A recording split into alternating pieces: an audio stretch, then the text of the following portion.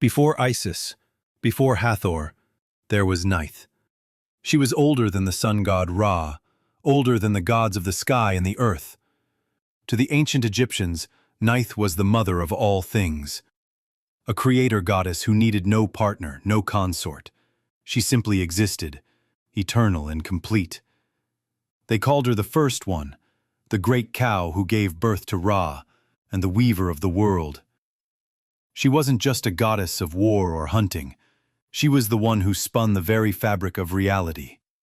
Where other deities ruled parts of the cosmos, Neith wove the cosmos itself. But behind her radiant titles and timeless wisdom lies a darker myth, one whispered, not shouted. A myth about the day Neith turned her back on the world and began to unweave the light. The story begins in a time when the gods had grown arrogant and mortals had lost their reverence. The balance of Ma'at, the sacred order of the universe, was crumbling. Chaos stirred again in the deep.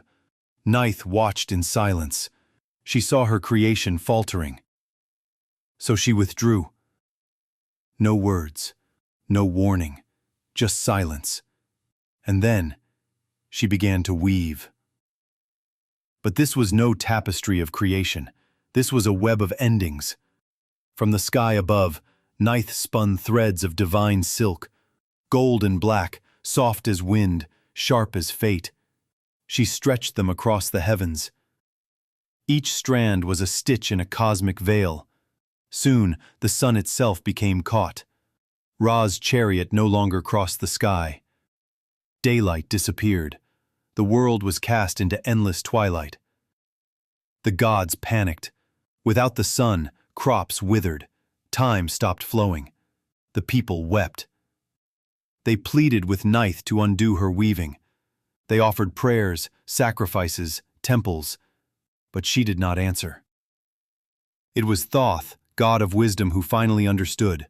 He saw the pattern in the sky and realized it was not a curse. It was a message, a warning, a reckoning. He whispered truths into the wind and sent them back to Neith, hidden in riddles only she could unravel. She listened, and slowly she began to unweave the sky. Thread by thread, light returned. The sun was released. The world breathed again, and life returned to normal. Neith made no threats, no demands. Her silence was her power. Her loom was her weapon. And her myth, the one where she trapped the sun, was never written in stone, only passed in fragments. Yet it endures, because it speaks to something older than memory. That even the gods must answer to fate. And fate belongs to the one who spins the threads.